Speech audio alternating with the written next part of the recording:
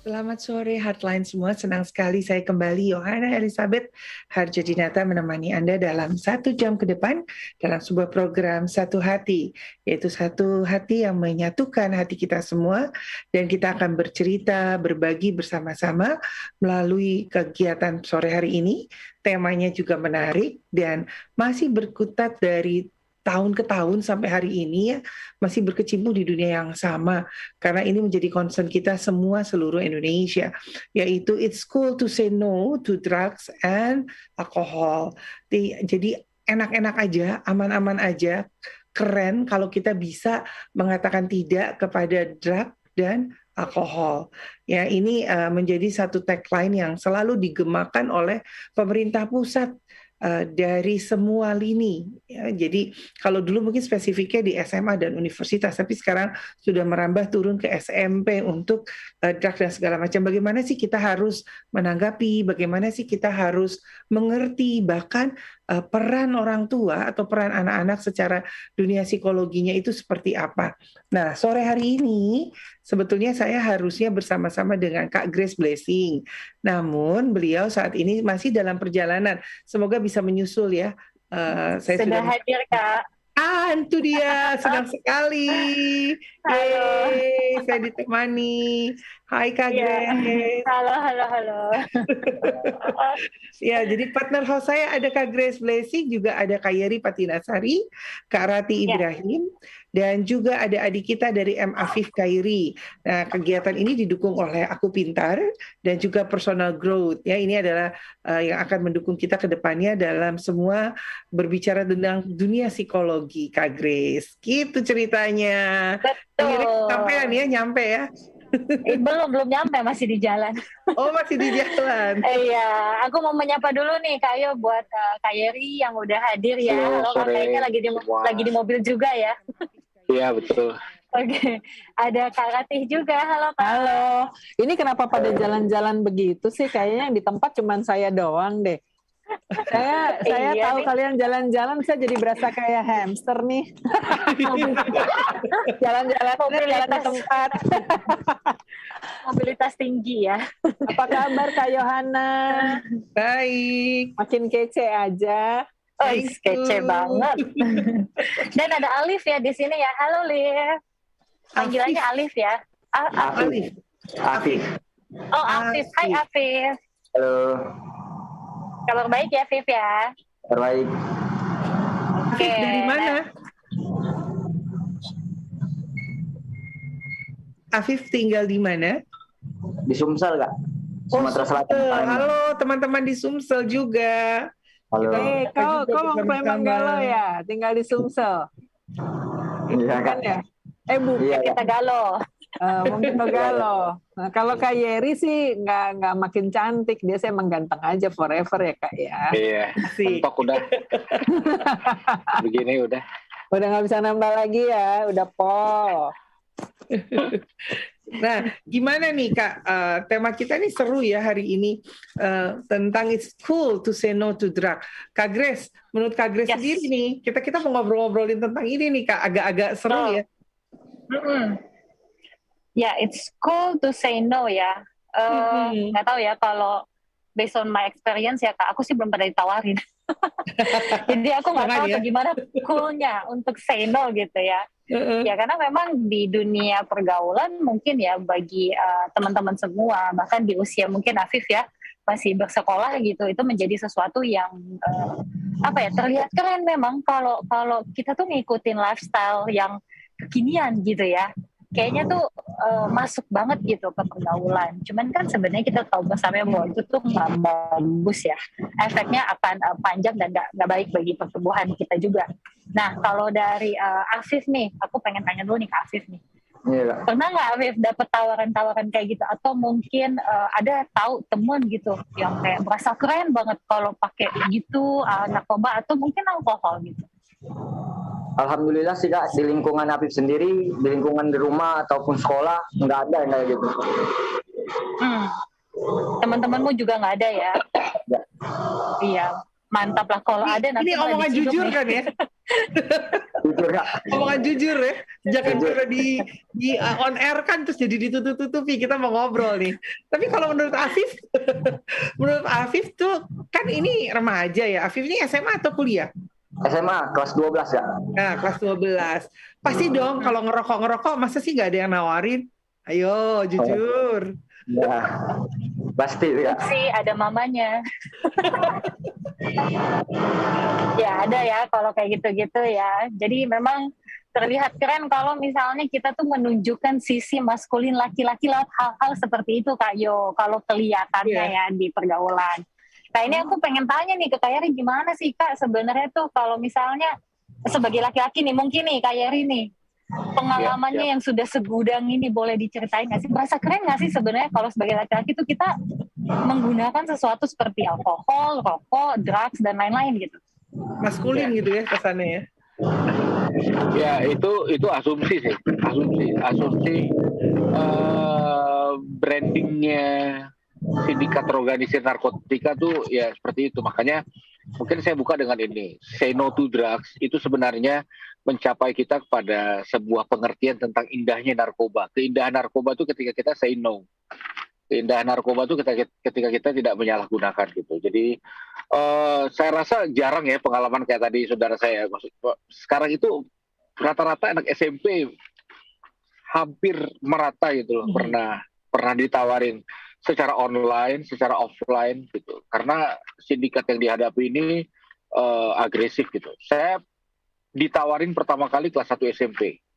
Itu jajan di sekolah, terus beli jajanan, setelah itu ditawarin gratis.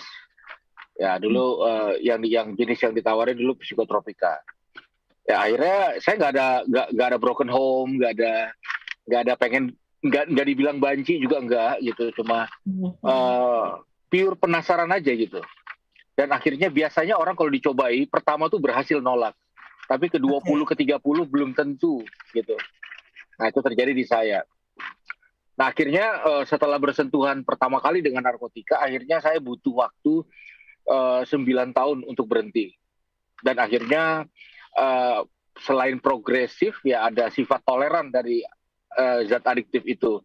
Saya mulai kenal yang lain, jenis-jenis yang lain. Lalu yang paling lama saya menggunakan dulu orang terkenal populernya namanya putau atau heroin dengan cara jarum suntik. Ya dampak ya jelas hancur semua. Ini yang nggak dibilang sama bandar-bandar gitu.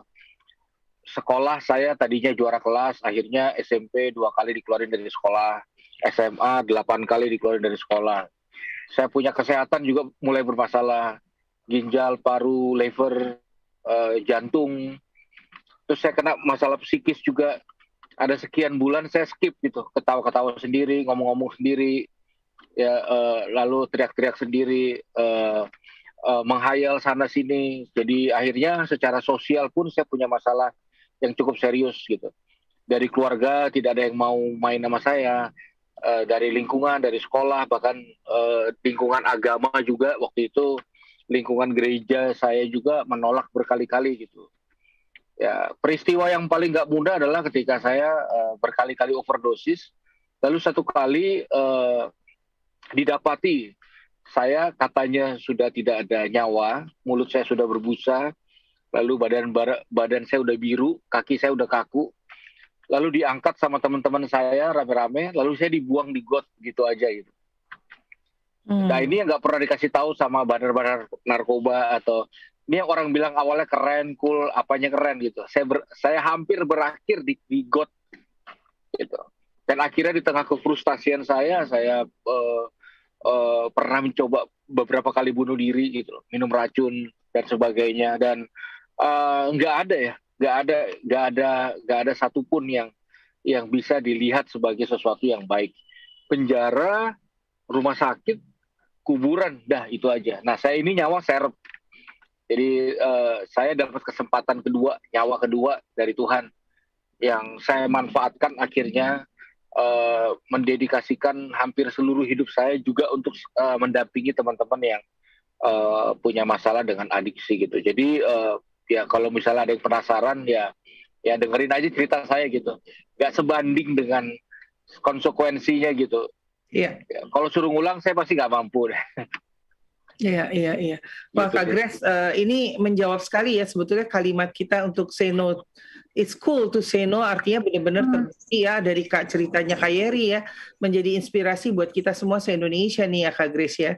Kak Grace, aku mau tanya sama Kak Ratih ya Kak Grace ya. Kak Ratih, mendengar apa yang kata Kak Yeri sampaikan gitu ya kan, kalau pertama kali ditawarin pasti masih bisa nolak, ke 20 ke 30 no one's no gitu ya. Sementara kita tahu juga, makanya tadi saya bilang dulu mungkin prioritasnya SMA dan universitas, bahkan sekarang sudah turun ke bawah SMP, bahkan mungkin dalam tanda kutip SD yang akhir sudah ada yang mulai dengan merokok contohnya gitu ya.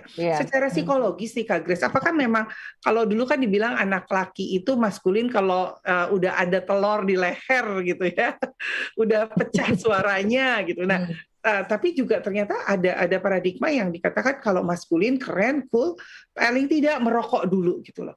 Nah, ini kan ada perubahan secara psikologis di dalam diri anak-anak. Nah, gimana sih cara mereka nih sebetulnya pada saat-saat seperti ini mereka bisa tetap di dalam track yang positif ya, di dalam track yang aman buat mereka, dan bagaimana supaya nolak sekali sampai 50 sampai 1000 pun mereka tetap bisa say no. Ini ke gue ya? Iya dong. Secara psikologis Grace saya gini, nama aku berubah jadi Grace, kalau jadinya secantik Grace. Iya, ketik. Lumayan deh. Gini, kalau bicara tentang drugs ya, itu apa sih yang dimaksud dengan drugs? Itu kan adalah semua zat ya, yang sifatnya menimbulkan kecanduan gitu ya. Terus pertanyaan apa aja tuh yang menimbulkan kecanduan? Kan macam-macam ya, kita menyebutkan nafsa, termasuk juga alkohol.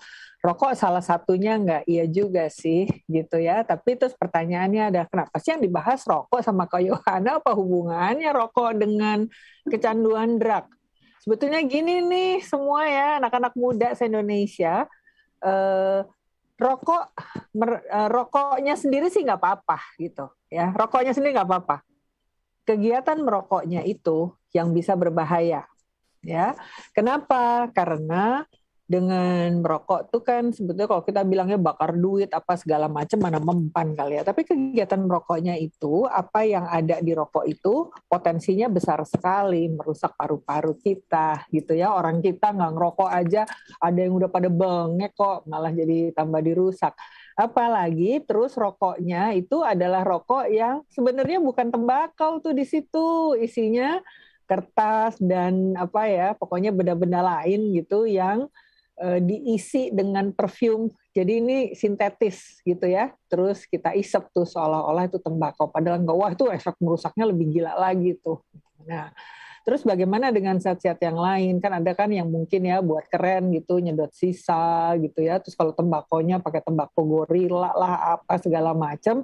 Yang ada gorila, sun gokong, apalah itu bisa sampai macam-macam tuh. Terus kalau pil ya, mulai dari pil obat sakit kepala sampai yang kemudian digerus macam-macam, bahkan nih ada yang sampai mati itu gara-gara kapur barus aja digerus gitu, dicampur, dioplos gitu.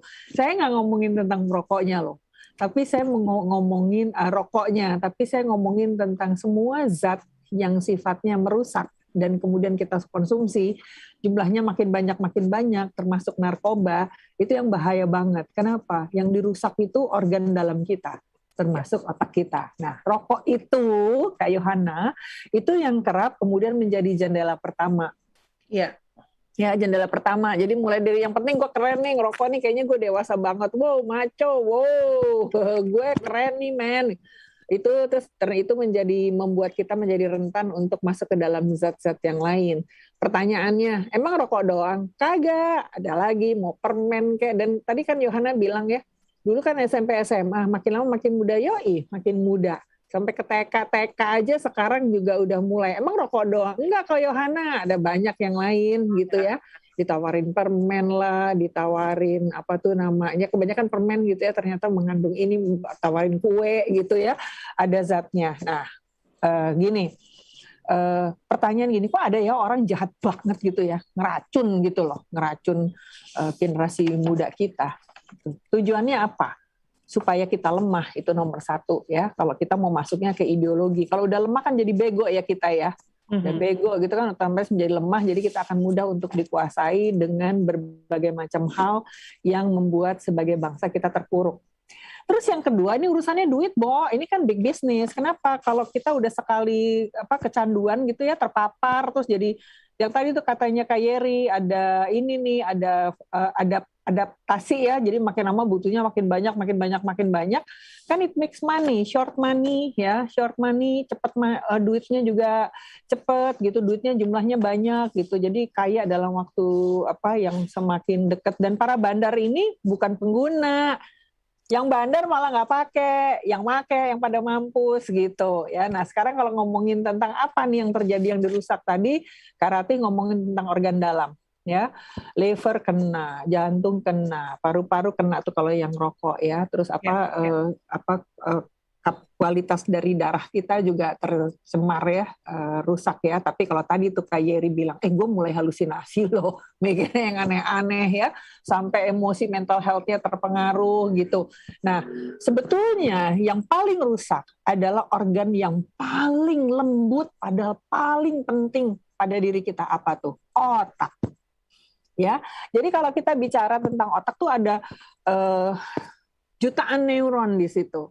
Nah, ketika kita pakai zat, sensasinya itu akan dialami oleh otak. Jadi kayak otak tuh misalnya ya, kalau lampu itu 100 watt gitu ya, Kak Yohana, waktu dia pakai zat gitu, itu langsung kebakar tuh 1000 watt gitu, langsung gitu kan. Ini kan sensasinya itu sekali tuh, sensasional, wow gitu. Jadi high kita.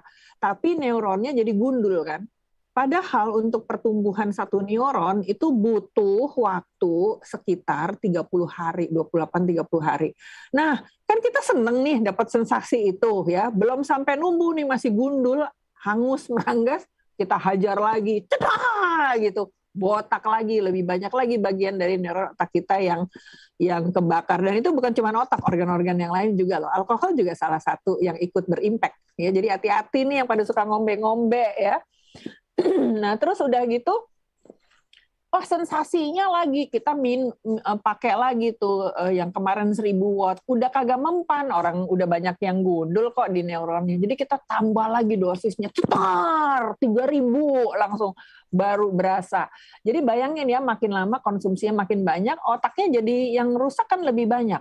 Akibatnya apa ya? Itu tadi yang aku bilang, jadi bego gitu loh. Jadi bego ya, jadi bener-bener bego. Nah bukan hanya itu, ada gangguan-gangguan yang lain. Sorry aja nih Kak Rati pakai bahasanya yang ini ya, yang sederhana banget. Kenapa? Karena bagian-bagian otaknya itu jadi banyak yang rusak. Nah kerusakannya makin banyak kan makin nggak bisa mikir. Belum lagi nanti ada bagian otak yang rusaknya permanen gitu. Dan itu kan misalnya terpengaruh fungsi bahasanya, mengingatnya, cara berpikirnya gitu ya, jadi nggak logis gitu ya. Terus belum lagi karena rusak, terus mulai itu halusinasi, dengar suara-suara, lihat macam-macam, sampai kemudian tidak pulih. Akibatnya apa? Ada gangguan-gangguan yang kemudian sifatnya menjadi permanen, seperti kecemasan ya, paranoid ya, terus udah gitu mulai deh halusinasi, akhirnya putus asa, terus jadi depresi seperti yang dialami nama Kak Yeri. Aduh, puji syukur sungguh kepada Tuhan bahwa pasti Tuhan sayang sekali sama Yeri, itu dikirimlah malaikat untuk jagain kamu sehingga kamu selamat sampai sekarang. Ada pasien-pasien saya ya udah dewasa nih, jadi pengusaha gitu ya, tapi kalau ngomong selalu ada bagian-bagian yang kagak nyambung. Saya dengerin aja, ini orang nggak make sense. Saya tinggal nanya gini, Pak sorry ya saya nanya ya gitu. Kalau mau marah juga terserah deh. Bapak dulu suka ngobat ya, make kan, saya bilang gitu. Wah ya dia murka lah karena dia udah bersih, baru 20 tahun dia bersih gitu. Ya, ternyata meskipun dia udah bersih 20 tahun karena pemakaiannya intensif dan dalam jangka waktu panjang, itu otaknya yang rusak kagak bisa balik. Ada pasien saya lagi yang sekarang sholatnya rajin banget, udah ke Pak Kiai banget deh itu ya. Itu juga tetap ada bagian-bagian yang tetap meletak gitu di dalam otaknya dia, yang dia kemudian gini, saya ini paranoid terus-menerus, Bu Rati, di hipnoterapi lah, ke psikiater lah, apa kagak mempan. Jadi terus saya telusurin gitu kemana. Oh ya dulu saya pernah dinas ke suatu tempat 3 tahun di situ. Biasa Bu, kita seneng-seneng lah foya-foya gitu ya. Kan di situ ganja banyak, ini banyak, itu banyak gitu. Ya gitu deh akibatnya. Sekarang udah tua nyesel. Ya udah nyesel udah terlambat gitu. Dan itu kerusakannya permanen loh. Belum lagi misalnya ada pasien saya perempuan yang dulu pakai sama suaminya ya supaya bisa gembira bareng. Itu schizofrenik sampai sekarang. Jadi gangguan kegilaannya itu permanen sampai sekarang.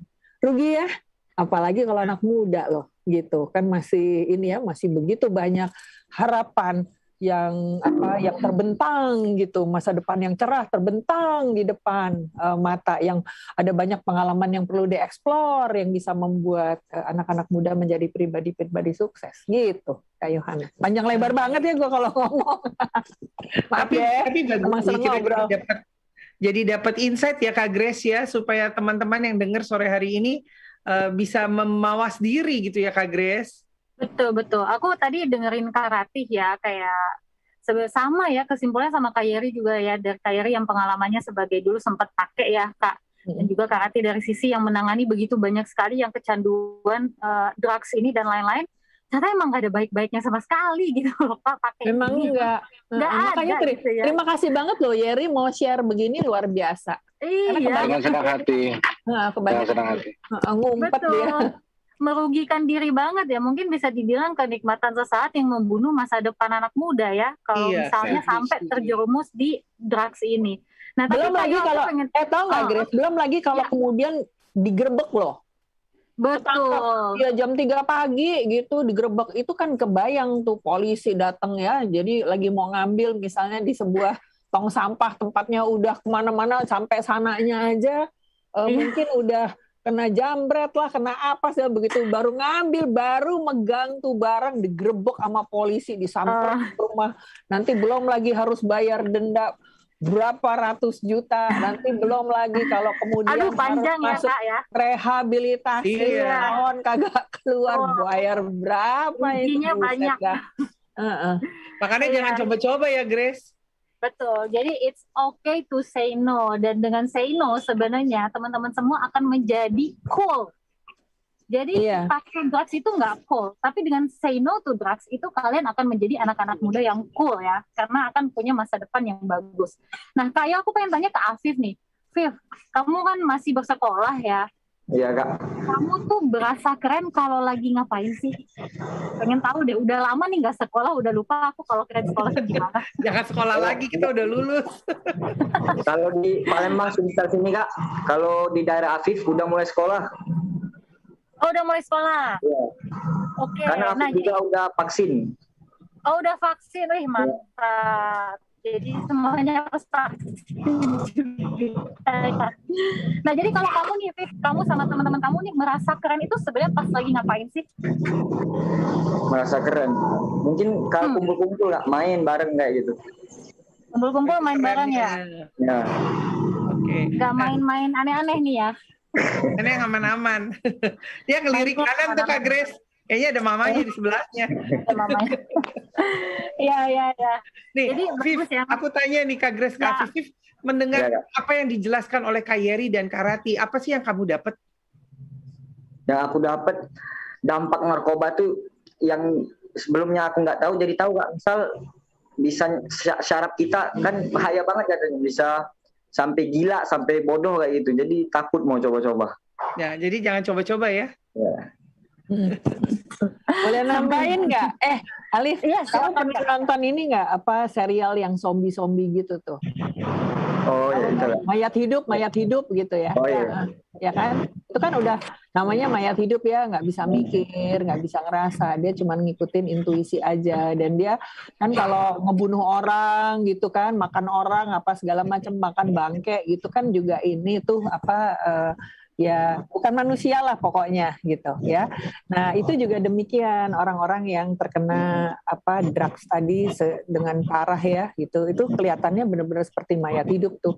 Hidupnya sebenarnya udah nggak ada, dia cuma badannya doang, raganya doang, tapi otaknya udah nggak berfungsi, organ-organnya juga udah pada rusak.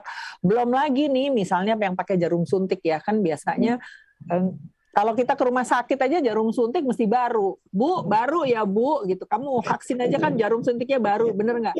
Ini kalau udah kayak begitu ya, misalnya nyimeng gitu, itu rokoknya aja ngisepnya gantian gitu, pakai jarum suntiknya gantian. Nanti kalau udah sakau, tangannya dibelek, darahnya diisep sendiri kayak begitu. Itu ngeri banget, tahu nggak?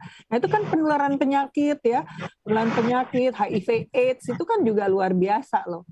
Gitu. Belum lagi karena misalnya nih sebegitu sakaunya segitu butuhnya gitu ya, kamu mulai nyolong hartanya keluarga gitu ya, mulai mencuri atau mungkin kamu malah melacurkan diri ya, jadi pelacur laki atau pelacur perempuan demi untuk dapat drug gitu, kayak gitu-gitu kan ngeri banget, amit-amit ya gitu. Jadi ternyata bukan cuma nyoba doang, impact-nya waduh ngeri bener. Thank you Kak Rati. Jadi memang benar-benar nih ya Kak Grace, Kak Yeri dan Hafif, apa yang Kak Rati sampaikan tuh benar-benar mesti kita jadi lebih mawas diri kali ya Kak Grace ya. Iya, udah pasti Kak, bukan mawas, dan selalu siapkan kata tidak ketika tawaran itu datang. Jadi langsung jelek gitu ya, no. Harus berani ya ngomong no-nya. Ya. Oke, Kak Grace, Hafif, Kak Rati, dan Kak Yeri, kita akan kembali setelah jeda yang satu ini, dan kita akan bahas lagi lebih dalam bagaimana sih masa depan kita sesungguhnya. Yang satu ini, silakan. Iya, senang sekali Heartline. Kita kembali bersama-sama dalam program Satu Hati, hatinya kita semua yang berbicara. It's okay and cool to say no. Tadi sudah diterangkan di sesi pertama, di mana kita bersama-sama ada Kak Rati, Kak Yeri, dan juga ada adik kita Hafif, ya dari Aku Pintar, dan Kak Rati dari Personal Growth. Nah, berbicara tadi kita di sesi awal ini kita diterangkan betapa lebih banyak ruginya daripada untungnya, bahkan merusak masa depan kita sendiri. Nah, di sesi pertama juga Kak Yeri menyatakan kalau ini adalah serep nih gitu loh. Tuhan kasih kesempatan gitu ya buat Kak Yeri untuk bisa bersaksi, bercerita buat adik-adik semua. Nah, saya ingin tanya nih Kak Yeri, kan Kak Yeri tadi bilang dikasih serep gitu ya. Sebetulnya di dalam perjalanan yang disampaikan tadi Kak Rati, itu juga ada dampak yang berbekas sampai bahkan dia tidak sadar itu masih ada di dalam dirinya gitu dampaknya ya. Nah, menurut Kak Yeri sendiri, bagaimana sih gitu loh teman-teman nih di lapangan, kalau tadi kan ditawarin tuh say no tuh it's a cool gitu ya, tapi mereka tuh tidak mudah gitu. Bagaimana sih secara emosi gitu, karena Kak Yeri pernah nih dihadapi seperti ini gitu ya, dan ternyata Kak Yeri dikasih ban serep nih ya, nafas kedua, kehidupan kedua untuk bersaksi saat ini ya, dan saya berterima kasih sekali lagi sudah hadir. Nah, gimana sih Kak gitu loh, supaya mau itu lewat rokok, lewat obat, atau say no to stranger exactly gitu ya. Ini gimana sih Kak gitu loh di dalam kehidupan kita nih, adik-adik kita nih saat ini Kak? Ya, pertama gini, saya rasa say no aja nggak cukup gitu. Kita perlu banyak konten say yes sebenarnya. Say yes untuk olahraga, untuk berprestasi dan sebagainya. Jadi kalau kita hanya sibuk say no, maka kita akan kejebak dalam lingkarannya. Oke Kak, gue nggak make, terus gue mesti ngapain? Nah, kalau saya nggak bisa jawab dia mesti ngapain, saya nggak bisa salahin tuh dia make lagi, gitu. That's good. Jadi makanya mau nggak mau semua harus banting setir, distract mereka dengan satu ombak prestasi, perbanyak event, perkenalkan mereka dengan dunia food blogger lah, industri kreatif lah, apa semua, sehingga mereka nggak punya waktu untuk berpikir ke arah situ. Ya. Kenapa ini menjadi penting? Karena kayak saya itu butuh 2 tahun loh waktu saya berhenti pakai, nggak bisa pulang ke rumah karena saya dulu part dari sindikat gitu. Say no sekarang sama dulu beda. Dulu kalau saya say no, mereka bisa rejeng saya rame-rame bawa ke kamar, saya disuntikin lagi gitu. Kasar gitu. Jadi kita mesti bukan cuma say no, kita tidak ada dalam circle-nya itu. Gitu. Karena circle itu mengerikan sekali ya. Mereka akan menggunakan semua cara. Saya pun part dari sindikat yang pernah merusak banyak orang juga. Gampang. Yang paling gampang saya rusak adalah yang saya rayu adalah mereka yang ngerokok gitu. Karena yang ngerokok gampang banget habis itu pada pakai. Ya, dan itu secara emosional sangat sulit keluar dari circle-nya, bukan cuma drugs ya. Jadi saya punya masalah adiksi gitu. Tapi saya punya masalah dalam circle gitu. Dulu saya itu waktu saya berhenti, saya itu disembara sama sindikat narkoba saya yang bisa dapetin kepala saya dulu dapat 20 juta tahun 90. Wow. Jadi saya benar-benar hampir tidak pulang ke rumah gitu. Saya ngumpet di satu rumah pendeta yang nanti sekali-sekali subuh-subuh balik dan terus balik lagi gitu. Nah, saya rasa ini dilematisnya yang menurut saya harus dipahami banget gitu bahwa setengah mati keluar. Lalu kedua, ini satu dilematis lain ya. Yeah. Saya juga mendampingi beberapa orang yang make, dan beberapa yang make ini ternyata sudah pernah ikut seminar kayak narkoba juga berkali-kali gitu. Makanya saya tertarik banget dengan akhirnya kita harus mengerahkan energi untuk keluarkan konten Say Yes ini gitu. Yes. Selama saya tidak bisa menghasilkan misalnya UMKM atau lapangan kerja atau industri kreatif apapun, maka jadi industri kreatif itu cara ampuh untuk menghancurkan sendi-sendi sindikat organisir narkotika. Dan saya berharap kita semua ini bersinergi. Ada cyber kreasi, ada nakal, ada hardline, dan semuanya itu tersinergi dalam satu komponen yang harusnya kita berhasil sih buat benar-benar frustasi dengan acara sore hari ini gitu. Iya, seru-seru sekali nih Kak Grace ya. Ini nggak kelihatan ya, saya dengerin Jerry udah saya kasih jempol aja. Sayang saya nggak bisa nunjukin jempol kaki saya. Keren habis Kak, nakal banget pokoknya. Apa saya suruh nih sekretaris saya untuk ikut kasih jempol gitu. Lo nakal banget lo, Yer. Iya. Nasionalis, radikal. Iya, jadi memang ya Kak Yeri ya, bukan hanya sekedar say no juga ya, tapi memang anak-anak muda ini kita harus bawa ada sebuah movement ya, untuk mereka punya kreativitas diasah ya. Iya, betul sekali. Karena kalau enggak pergaulan itu juga ya kita tahu ya, pergaulan yang buruk nggak usah kebiasaan yang baik, dan kadang-kadang dia nggak pengen. Tapi kalau teman-temannya ada di lingkungan itu, pakai juga, akhirnya dia juga jadi terjun di area itu ya. Jadi ini memang bagus banget ya, dan thank you ya bahwa dengan pengalaman apa yang Kak Yeri punya ya, saat ini Kak Yeri malah membuat sesuatu yang besar bagi anak muda, supaya lu jangan narkoba men, lu cupu sih kalau narkoba, lu gini deh, lu asah deh kemampuan lu ya, diri lu gitu ya, untuk jadi lebih baik. Itu bagus banget. Semoga ini Afif juga ya nanti sampaikan ke teman-temanmu ya. Iya. Bahwa harus buat sesuatu yang positif bagi diri sendiri dan juga lingkungan. Nah, aku masih penasaran nih Kak Yeri nih, gimana sih turning point-nya Kak Yeri yang tadinya kan sangat into drugs banget ya. Kemudian bisa balik kan, bisa dibilang karena orang yang pakai narkoba itu kan butuh support system yang kuat ya. Tapi pada saat itu tadi aku dengar Kak Yeri bilang bahwa dilempar di got lah, dijauhin keluarga lah, dijauhin teman-teman lah. Nah jadi gimana gitu bisa meninggalkan itu pada akhirnya? Ya sebenarnya ada dua sih. Jadi gini, ini kan prinsip berdasarkan analisa yang saya alami. Kalau pecandu narkoba tidak menemukan yang lebih enak dari narkobanya sendiri, saya rasa akan sulit untuk berhenti. Karena memang sensasional yang mematikan itu memang membuat orang sulit untuk berhenti gitu. Nah, saya menemukan dalam hidup saya ada dua. Pertama, kehidupan spiritual saya. Ketika saya hidup di dalam Tuhan, saya menemukan taste yang lebih sensasional dari semua drugs yang pernah saya coba. Gitu. Cuma kan agak sulit untuk generasi sekarang, direct ke Tuhan tuh perlu effort lah. Nah, yang mudah adalah, yang kedua adalah cinta dan kasih peranan dari keluarga. Itu sensasional. Saya kasih contoh. Saya hampir frustasi, nggak bisa berhenti waktu itu. Lalu di tahun ke-9, papa saya yang adalah seorang pelatih nasional sepak bola, pemain bola juga, terus komentator bola juga. Nah, papa saya itu ada di puncak karirnya, puncak karir dia. Dia dinobatkan sebagai pelatih termahal dan terbaik di Indonesia saat itu. The best. Orang nomor satu melatih bola tuh nomor satu papa saya.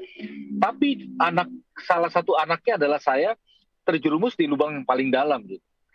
Nah akhirnya dia harus milih bola, karir, nama baik, atau anaknya yang brengsek nih, katakanlah seperti itu, yang mempermalukan dia berkali-kali. Saya sih udah bisa punya gambaran, pasti yang dipilih papa saya adalah nama baik dia lah. Ternyata enggak, ternyata dia memutuskan di tahun yang sama, di mana dia dapat penghargaan terbaik, dia memutuskan untuk menjadi orang hebat pertama kali di mata anak-anaknya dulu. Dia bilang gini, kalau kita keluarga adalah satu, kalau ada yang make salah satu berarti salah semua, termasuk papa gitu. Dia bilang pertandingan bola tuh selalu ada, tapi anak saya nggak selalu ada. Akhirnya dia tinggalin, lalu dia dampingin saya. Nah disitulah saya mulai sedikit merasakan sensasional yang kayaknya lebih enak dari narkoba nih. Nah, satu peristiwa yang menjadi pemicu gitu. Jadi satu kali itu saya digebukin rame-rame gara-gara dituduh maling. Digebukin rame-rame, terus papa saya dipanggil ke sekolah. Nah, papa saya datang ke sekolah pas jam istirahat. Jadi semua siswa ada di luar kelas. Lalu semua siswa itu teriakin saya dan papa saya maling gitu. Maling, dasar maling. Nah, papa saya di lapangan bola, bahkan event Gelora Bung Karno diterakin hebat, itu saya bosan gitu ke keluarga. Tapi hari itu adalah hari terberat buat saya dan papa saya, karena kami itu diteriakin maling. Gitu. Nah, tiba-tiba dalam perjalanan kantor guru, tangannya tuh merangkul saya gitu. Terus dia bilang gini, angkat muka kamu ya, kamu bukan maling, kamu tuh anaknya papa. Angkat muka kamu, jalan lagi. Di situ saya nangis, saya lihat itu kayak freeze gitu. Di tengah teriakan tuh kayak satu intimasi kami berdua secara emosional.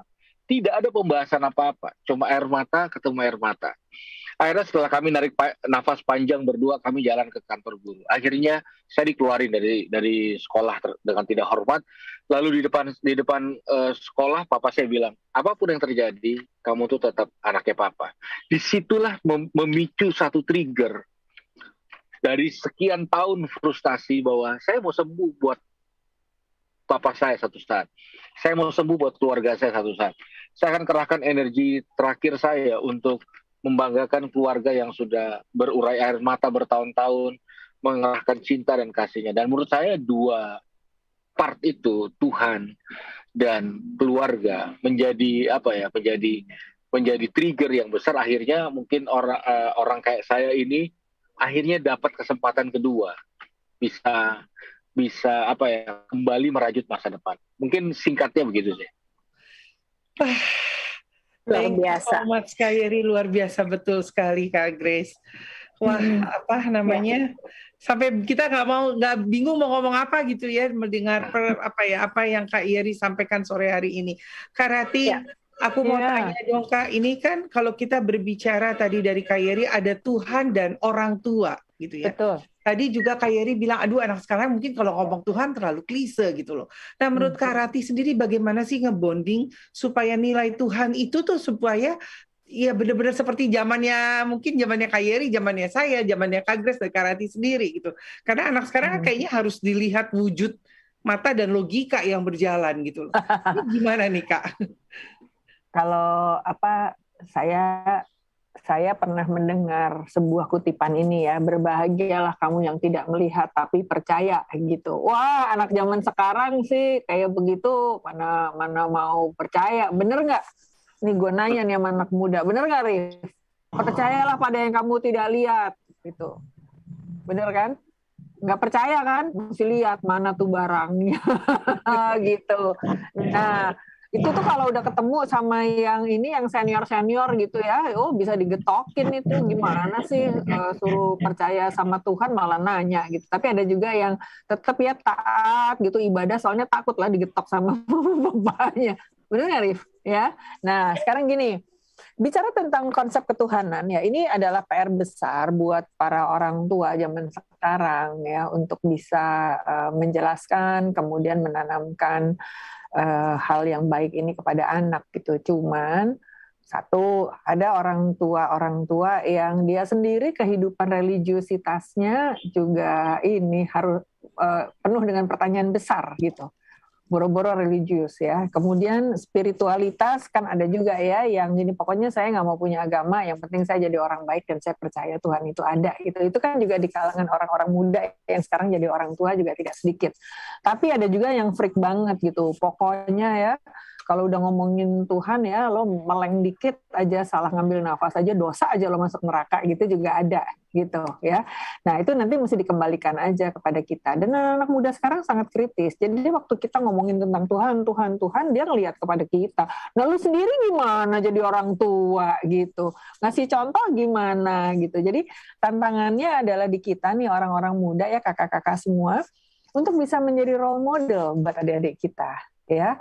Terus apakah dengan ini caranya dengan sholat ibadah doang gitu? Enggak, tetapi bagaimana kita bisa mengajak untuk secara intim berkomunikasi. Nah, ini kan masuk ke dalam orang tua dan relasi dengan Tuhan yang lebih akrab. Nah, terus gimana nih? Sebetulnya kehadiran Tuhan untuk bisa membantu kita itu sangat signifikan. Ya. Nah, itu kan katanya gue. Nah, anak-anak muda ini belum tentu, karena mereka sangat praktis. Artinya apa? Kebiasaan untuk bisa beribadah bersama, itu ya perlu juga ya ditanamkan. Kalau anaknya nggak mau melakukan simbol ritual, gimana? Ya nggak usah dipaksa. Tapi ya, maksudnya nggak usah dipaksa harus ya, kalau nggak saya coret dari warisan, bukan begitu gitu ya. Tapi bisa, ayolah, cobalah. Pimpinlah, kalau dia salah apa gimana ya nggak apa-apa, tapi yang penting intensitas dan rutinitasnya bisa dilakukan ya. Kemudian juga kita menjadi contoh hidup yang utama di situ. Nih si Arif dengerin gue ngomong sambil ketawa-ketawa nih. Tawan lo, kelihatan lo mukanya, kedengeran juga sama Tante Rati ya, sama Kak Rati gitu ya. Nah kayak gitu. Nah terus kalau ke anak-anak saya tuh selalu bilang, Tuhan adalah rumah yang lebih besar, lebih kuat, lebih indah, karena adalah maha segala-galanya buat kamu. Jadi at any time, ya, ketika kamu butuh, mama nggak available, Tuhan selalu ada. Nah, ternyata hal-hal begini juga membantu anak ya untuk selalu balik lagi. Tapi lagi-lagi teladan itu penting, Kak Yohana, gitu. Nah, kemudian artinya apa? Saya setuju banget sama Yeri. Let's say yes. Because let's say, dia tadi ngomongnya gini, it's okay and it's cool to say no to drugs and alcohol and cigar, apa segala macam. Bukan it's okay, it is a must. Ini harus gitu untuk say no gitu. Tapi let's build so many yes. Yes kepada apa? Yes untuk olahraga, yes untuk gaya hidup sehat, yes untuk pergaulan yang asik, gitu kayak Yeri di nakal gitu ya. Terus yes untuk kemudian ngajakin teman-teman ini anak muda kayak si Arif kan suka pada gini, baper tante mau ngapain, bosen tahu, karena ada satu pasien saya yang pakai drug ini gara-gara PPKM nih, mati gaya tante, jadi kita ngeboat aja tante. Terus saya bilang bego banget sih lo ngeboat kayak begitu. Iya tante, daripada ini tante mati gaya gitu. Kalau mau keren kagak ngeboat. Coba deh lo rame-rame sama temen lo. Coba Rif, Atif ya, namanya siapa sih? Afif ya. Coba deh lo sama temen-temen lo.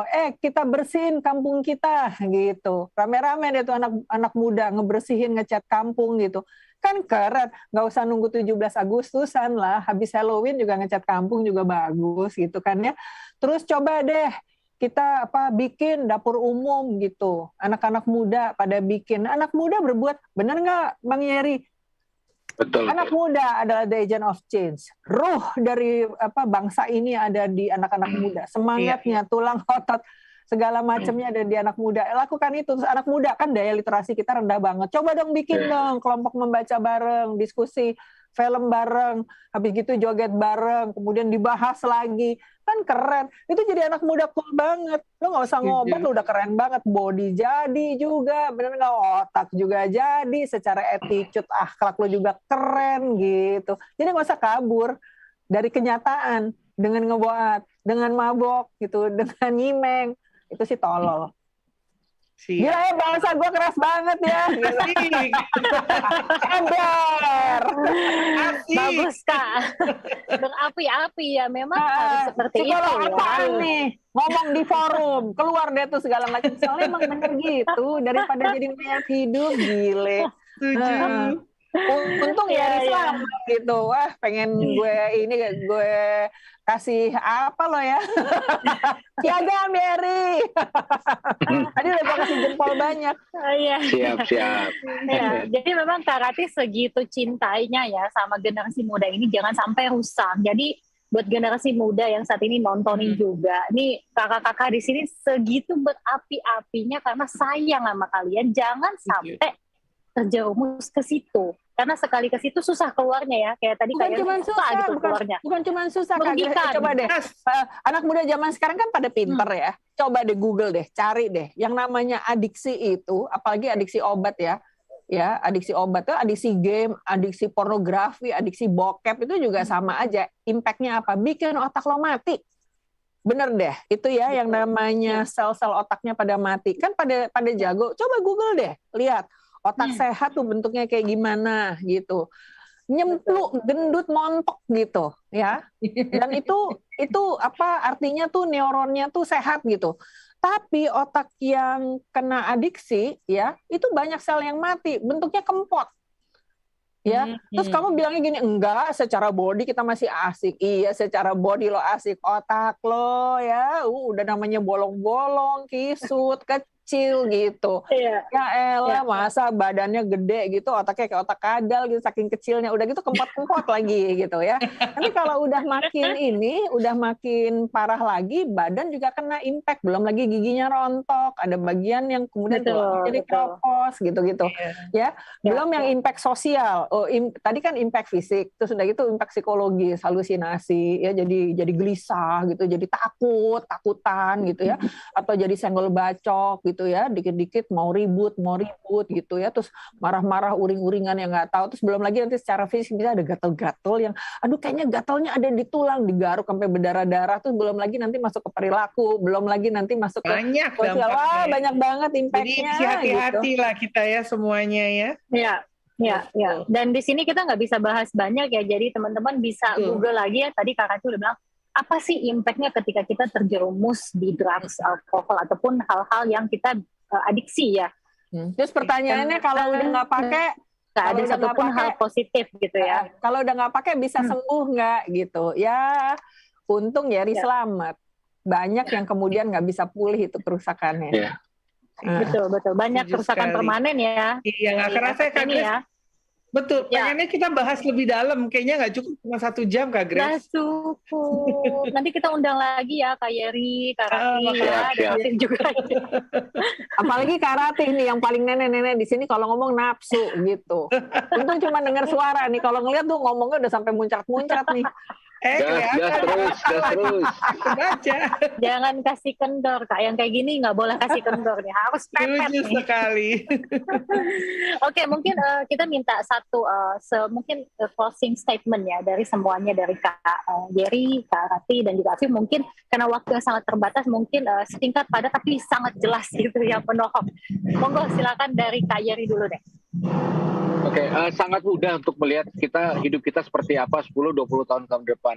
Yaitu perhatikan apa yang kita putuskan hari ini. Jadi ketika kita memutuskan untuk tidak bersentuhan dengan drugs, rokok, alkohol, maka bisa dipastikan kita punya sesuatu yang sangat cerah di kemudian hari. Masa depan yang penuh pengharapan, cerah, bukan cuma buat diri kita, jelas buat Tuhan, kota, dan bangsa. Amin. Mantap, thank you Kak Yeri. Kak Rati, pesan-pesannya buat anak-anak muda gimana? Anak muda tahu nggak sih, lo semua itu ya nanti calon pemimpin gue lo. Ya, lo ada calon pemimpin gue. Gila aja lo kalau pakai drug, kamu ngerusak diri kamu. Ya, jadi bilang apa? No kepada narkoba, yes kepada kehidupan yang baik. Jadi role model, jadi teladan. Ya, buat teman-teman lo, buktiin bahwa lo adalah anak muda keren. Cakep, thank you Kak, luar biasa sekali ya. Ya, nah Afif gimana nih? Kamu tadi dengerin nih, kira-kira apa sih pesan kamu buat diri kamu dan juga teman-teman kamu nih? Oh iya Kak, boleh nanya satu pertanyaan nggak Kak? Oh, boleh banget. Orang suruh ngasih ini inspirasi malah nanya. Kenapa nggak dari tadi kamu nanya? Nah, untuk Kak Rati boleh. Kan kata-kata tadi kalau kecanduan itu enggak 100% bisa sembuh Kak ya? Iya. Itu berarti kalau kita udah nyemplung nggak ke narkoba, berarti itu nggak ada harapan untuk sembuh Kak? Harapan itu selalu ada, tapi bakal sembuh 100% itu kagak. Lo 80% bisa sembuh, pulih aja udah seneng-seneng banget. Nih contohnya gini nih, Kak Rati pernah kena COVID, paru-parunya rusak gitu ya. Terus sembuh nggak? Sembuh. Apalagi kalau kamu dengar suara saya, gila nih orang, kayaknya dia nggak pernah kena penyakit nih. Hujan aja nggak tampias dia, begitu kan? Tapi faktanya paru-paru saya nggak sempurna 100% seperti sebelum saya kena COVID. Ngerti nggak? Ya, sembuh, tapi kagak 100% gitu. Makanya kalau udah punya, bagus, jangan dirusak, bodoh itu, gitu ya. Terima kasih Kak. Nah, ayo dong, ajak teman-teman ke closing yang Afif apa nih buat teman-teman? Jadi pesannya apa, Afif? Jauhin narkoba. Dari pesan tadi Kak Rati kan, narkoba nggak asik. Kita bisa asik dari cara bisa kumpul bareng dari olahraga atau main-main, jauhin aja narkoba. Itu aja Kak. Ya, setuju ya. Jangan tanya lagi, nanti kamu langsung diomongin sama Kak Rati. Enggak. Kak Rati ngomongnya sangat bergebu-gebu nih semangatnya nih. Kalau mau lebih keras bilang narkoba haram. Kalau mau lebih keras ya. Betul. Oke, thank you ya semuanya. Kak Yeri, thank you loh. Kak Rati juga thank you. Kayo, langsung Kayo. Ya, thank you Kak Grace, thank you semuanya, Kak Yeri, Kak Yati, dan Afif. Senang sekali ya kalau sore hari ini kita banyak belajar bahwa sesungguhnya masa depan kita yang seperti Kak Yeri sampaikan ditentukan hari ini. Jadi jangan pernah ragu, jangan pernah takut, bahkan jangan pernah menyerah untuk melakukan hal-hal yang baik, hal-hal yang positif. Ya, dalam kegiatan apapun itu, olahraga, seni, budaya, banyak sekali. Karena Indonesia tuh kaya. Jadi kita juga punya talenta Tuhan kasih dengan beragam dan kekayaan. Pakai itu untuk mau sama-sama. Jadi jangan ragu, jangan takut, jangan merasa malu bahkan sekalipun. Karena yang kita berikan adalah yang terbaik dari diri kita. Senang sekali saya akhirnya bersama Kak Grace dalam satu hati. Kita akan ketemu lagi di minggu mendatang, hari Jumat dengan waktu yang sama. Dan jangan lupa ikuti selalu IG-nya satuhati.idn. Teman-teman, adik-adik, kakak-kakak, oma-opa, mama-papa bisa bercurhat di sana di kolom DM di setiap hari Sabtu dan Minggu, dan kita akan membahasnya dan membalasnya secara detail kepada semuanya. Akhirnya saya Yohana Elizabeth Harjadinata dan saya Grace Blessing mengucapkan sampai salam jumpa. satu hati. Bye. Satu hati.